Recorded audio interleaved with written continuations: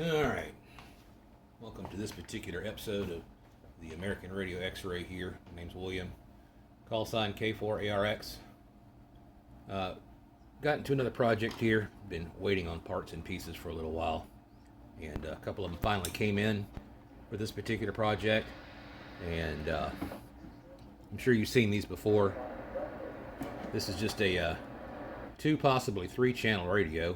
And it used to be marketed as a business band radio from RadioShack. The model number here is probably a little difficult to see. It's a catalog number. Can I see it? Yeah, 19-1210. It is. Wow, that is so small. It says 2-channel mobile VHF transceiver. It was marketed as a business band radio.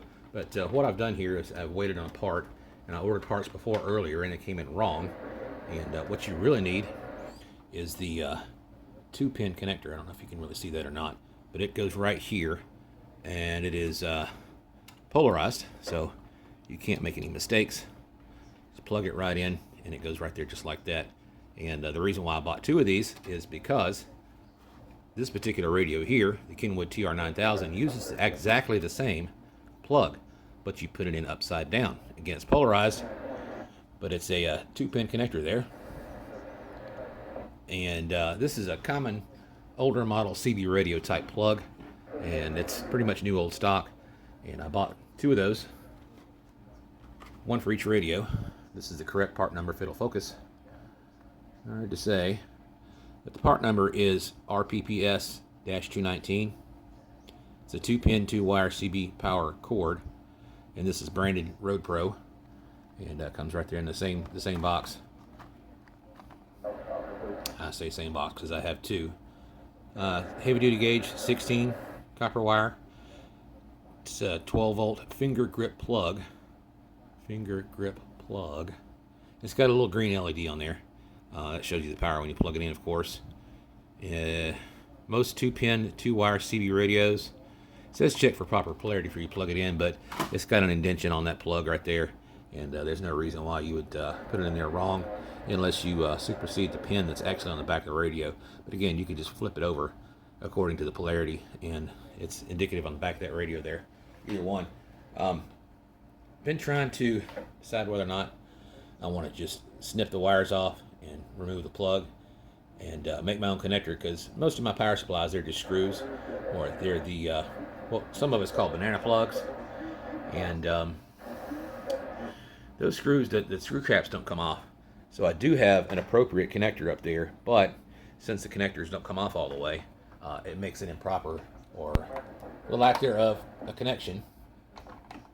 I've already tried it a couple times, but simply all you do is you just take it and plug it in, and simply all you do is plug it in. It takes a little effort, but you do get a green light when the power is present. What you have here is it's a little bit of a conglomeration of what's going on the inside, but I was going to clip it off on the inside, or at least disassemble it and not have to worry about it. There's no 2 simple connectors here. What it is you got a resistor across the circuit and the LED, and it comes in, and the black wire comes into the center. Get that back in the shot. Comes back into the center, and you have kind of like a disc on the bottom of this fuse. This is a fused circuit here, and the red wire is soldered to these 2 things here, and it does not have to be fused, and it does not make contact with the center conductor, which is inherently the glass fuse. That's the center conductor there. So it's only fused on the negative side, but that particular radio is set up for both. It'll work just fine, and probably what I'll have to do is find the appropriate power supply. It's got a cigarette lighter type accessory plug on it, very much like this, and that's really all it is. It's just a accessory type plug. This one has the alligator clips. What I probably could do is find a couple of non-painted screws and put them in the these receptacles here on, again, banana plugs. Probably not the appropriate, but layman's terms, and do it that way instead of having to just simply cut off the connector. I could cut off the connector and just add something later like Anderson power poles and just make it an accessory in and of itself. But it should make this work. This is set up for currently out of the box. You can get those brand new for about $100 in the box, new old stock, what they say.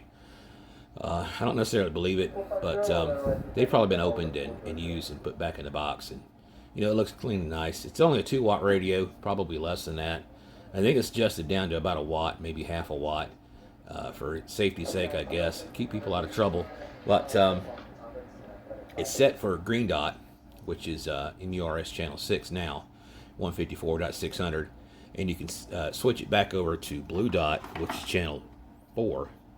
I think I said channel 6, but it's channel 5 for the green dot, channel 4 for 154.570, which is only a few kilohertz away. But you can set it for a third channel, and you can also set that by dip switch or DIP switch on the inside of the radio. I forget which side of the board it's on. I think it's on the bottom side of the board, and there's 4 or 5 switches back there. And according to how you set that code, will set the frequency in megahertz for anything in the business band. But mind you, you have to have a business license for those, and I'm not too worried about that because I've already got the 2 channels I want, and the other first 3 channels they're narrow banded anyways. This is a wide band radio anyhow. So, but I did get it. I was going to use it in conjunction with the amplifier that's up here. I don't think it's enough wattage to run that to key it up. This one is 1 watt and 10 watts. I know at 1 watt this will key it up, and that'll run a little bit higher power on 2 meter FM, which is what it's designed for. And 10 watts, it'll run up to about 50 or 60 watts, I think. But it's originally designed for something like that, or maybe these. This is the same kind of radio, blue dot, green dot. Of course, you have to put in blue dot crystals for this, transmit and receive, but it'll work just the same with this one. And I've got a handful of these anyways. The wife's got one in the other room, and we use that occasionally to talk to, amongst ourselves through the walls instead of having to yell back and forth, which occasionally happens anyways, but that's what it's for.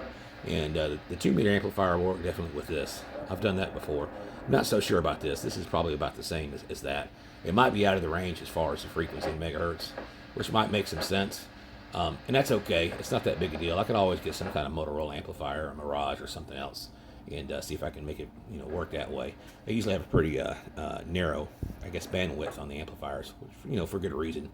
But at either rate, more working radios. I got this one for about half the price you can with all the box and the packaging and all the accessories and stuff. Fortunately, that one had an original microphone, and this one also has a lapel microphone plug, which is a mini plug, and an earphone type plug. But it's exactly the same setup as the let's see if I can find it right here. This is actually a Maxon plug for a speaker mic that plugs directly in this. It's exactly the same measurements. I thought that's what it was for years ago. I read the manual and it's not, and it's kind of like a hands-free device, a modern hands-free device. You could have an earphone and a PTT in your hand or whatever on the shifter or something like that, and it works just the same way as it would portable for a lapel mic and an earphone. But that's what that was for. But if I could ever find one, RadioShack used to put out a simplex repeater model, and it was pretty much pocket sized, and it would plug in the same connector, and it would simplex repeat. But I haven't seen any recently, so I haven't had any luck with that. But that's what that project was for, and I can also use one of the above antennas. I've got 2 or 3 that are actually tuned for above 2 meters. It's basically the marine band, or even the railroad. I've got an actual antenna from the railroad, so it's tuned for 162 some odd megahertz.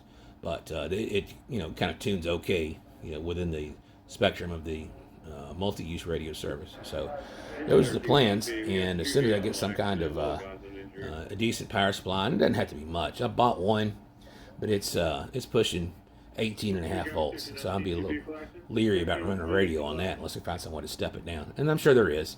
I just haven't taken the time to at least test it out and figure out why it's pushing so much, or maybe there's a way to draw it down a little bit with some resistance or capacitance and make that work. But either way, I'd be just as interested in having a power supply with one of those connectors on the front, and that way I could, even if I don't have that, if I just had a regular, additional power supply, which I've got a few here, but get one of those three hole accessories, 3 adapters, what have you, and just wire it, snip off the connector for that, and wire it to the back of the power supply. That way I have 3 of those, and then I can run these 2 radios and maybe one more with that particular accessory outlet. So those are their ideas, and I'm sure it works. I've already tested it a few times, but I wanted to get it where I could just plug and play and have an accurate connector on the back of the radio. This one has a modified one, and I believe it's these wires right here, and really all they are is just some crimp connectors, and I think I'm not even sure where I got that from. I don't know if it came with this radio. I think it did, and they just crimped the end connectors on there, and you plug the connectors directly onto the pins in the back. You know, polarity and correct polarity, and it works. It's just a little loose, and sometimes when you move these things here and monkey around with some of the wires or the radios and put them the way you want them, it has a tendency of turning itself off. You know. And I just want this secure plug that comes with this here. That's the whole purpose behind this one for that radio. But it'll do fine for both. And you know, a little something extra to play with, and maybe something for the future. I don't know if you pretty much plan on staying here, but there's always a chance of having another car or truck or moving to a place where I could actually have an outside antenna. And that's way off in the future. And I don't really anticipate that too much. Probably stuck here for life, which is fine. But, you know, always plan for stuff. It's extra things around here. And you don't always have to have a handheld radio, which is handy. But you've got a radio with a handheld microphone. It's just less weight or whatever you want to look at it. Or just for clout. You know, could be.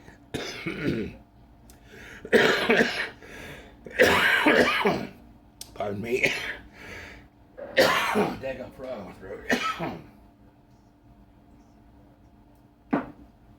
So sorry about that. Ugh. Allergies this season and whatnot. Anyways, that's what's going on here. And trying to make the most out of what little I've got. Get them as cheap as you can while you can. Like I said, that paid less than half of what everybody else wants for a full kit of that. And that's a good way to get your used radios if you want to do. Especially RadioShack or Realistic. A lot of the stuff comes in secondhand. Heck, that Kenwood, I paid a whole lot less than what people wanted for it. And it was just a radio and a microphone and maybe that wire, and that was it. You can find these things easily on eBay, Facebook Marketplace, and some of the tailgates that are local, Hamfest. Some of the big Hamfests are coming up. But my preference is a lot of this older stuff. It's easy to come by, and most people don't want it. Unless you have a specific interest in something RadioShack or MURS or what have you. Again, up there is GMRS and whatever you can find to do. Some people are just getting ready to offload this stuff for whatever reason, or they're not happy with it, or they want to save up for something new, which I don't blame them. There's a lot of stuff you can do with all the new stuff and the Chinese radios, but this is my preference. This is where I started, and I want to continue. I've had those before, but stuff come and goes, just like anybody else. You got to get rid of something, and you have to start all over, collect again, and what have you. So it's all part of the fun hobby, and making it work and watch it work and all that great stuff. So one of these days that's going to be up and on the air, and it's just going to make it easy and probably permanently mounted. It's not going to take much. I probably got the screws or the thumb screws that are in the desk down below here in the drawer. It probably fit anyways. And a lot of this stuff is just almost universal anyhow. A lot of it's Uniden based or what have you. I think there's a Uniden board in there. I don't remember. It's in an older video. But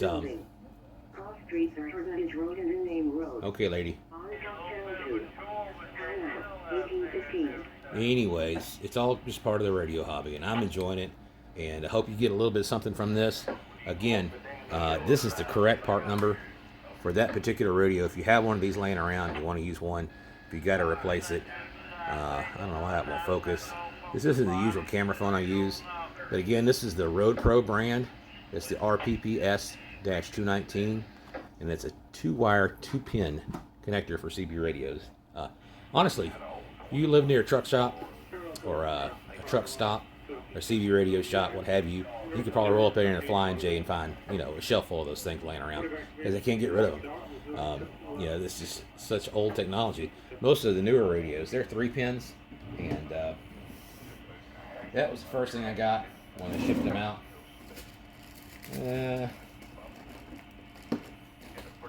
I used to have one right here in the drawer. I was going to use that for an example, but I don't. I don't see it right away. But I ended up with 2 of those darn things. I ordered 2 earlier, hoping to get that for the project. They sent the wrong products. Now, I'm not absolutely mad about this because I could use it for other projects. I've got other radios that are 3-pin. For instance, right here, pulled off another radio, but it's exactly like this. But the product they sent me has the same accessory barrel connector there that the other one has. Golly darn, where did I... Got so much stuff here. So many wayward projects. But there's 2 of those things around here somewhere. Honest they are. I don't see them. But anyways, that's the way it started out. And I was like, hey, you sent the wrong stuff. And they didn't want to be accountable for it. All they did for me was they sent me a copy of the original order. And I was like, that's not the way it works. But they didn't want to talk to me, and that's fine. And I just ordered from somebody else the correct parts. So I'm really happy with that. I know it'll work. I've done this before. And we'll get that set up on the Kenwood TR-9000 as well. Maybe it's on power supply, maybe not. Don't know. We'll see.